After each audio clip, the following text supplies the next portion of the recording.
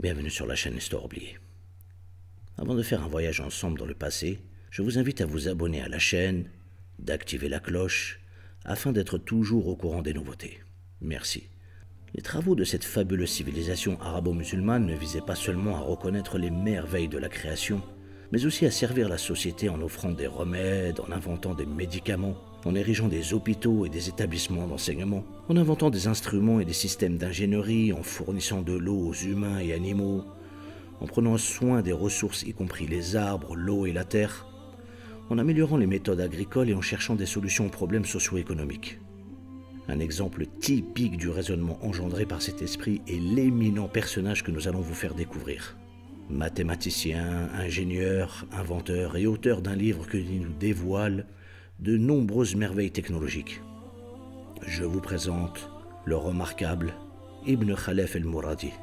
Né au XIe siècle en Espagne et a vécu dans la prestigieuse ville de Tolède, son ouvrage intitulé « Le livre des secrets résultant des pensées » traite sur la façon de construire une grande variété de dispositifs mécaniques ingénieux.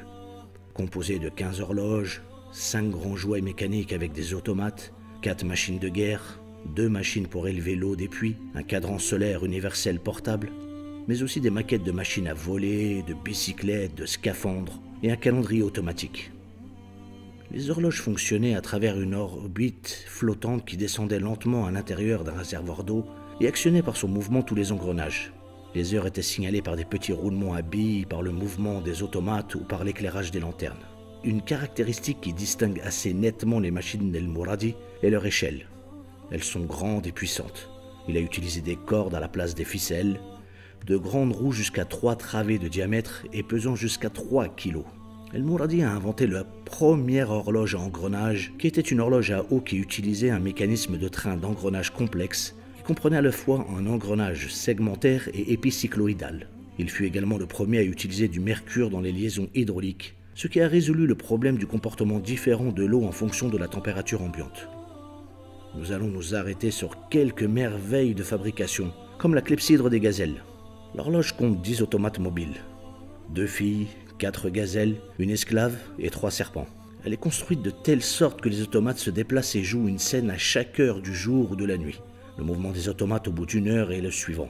Les portes du pavillon s'ouvrent et les filles sortent dans la cour tandis que les 4 gazelles plongent la tête dans les abreuvoirs pour boire. Après une courte pause, une figure d'esclave émerge du puits et simultanément 3 serpents sortent des 3 trous entre le pavillon et le puits, directement sur le chemin des filles. L'apparition des serpents déclenche alors de nouveaux mouvements, mimant la surprise réelle qui surviendrait en voyant 3 serpents surgir soudainement. Les gazelles lèvent le cou comme si elles étaient en alerte, les filles s'enfuient dans le pavillon et referment la porte derrière elles, et l'esclave redescend dans le puits comme s'il se cachait. Quelques instants plus tard, les serpents retournent dans leur trou, à leur position de départ sous le sol de la cour. Une deuxième prouesse technologique de l'époque, mentionnée dans son ouvrage, fut une horloge solaire. Elle utilisait un flotteur dans un long réservoir cylindrique d'eau avec un orifice au fond. Au fur et à mesure que l'eau est évacuée vers le réservoir inférieur, le niveau de surface est abaissé. Un flotteur est placé sur le dessus de la surface, qui est relié à une corde qui tourne autour d'une poulie, puis s'enroule autour d'un disque circulaire monté sur un arbre horizontal. Le disque a un petit trou circulaire qui agit comme une ouverture pour que la lumière passe à travers. Derrière ce disque circulaire se trouve un autre disque fixé au corps de l'horloge. Monté sur le bord se trouve une série de 12 miroirs placés à des intervalles angulaires de 15 degrés. Le disque circulaire rotatif bloque la lumière du soleil du miroir, ne laissant passer que les rayons qui traversent l'ouverture du trou. Lorsque le trou atteint un emplacement de miroir, il permet à la lumière du soleil de toucher le miroir et de le refléter sur le mur indiquant l'heure de la journée. Ce magnifique ouvrage a été traduit pour la première fois au XIIIe siècle en hébreu par l'un des principaux collaborateurs scientifiques du roi Alphonse X.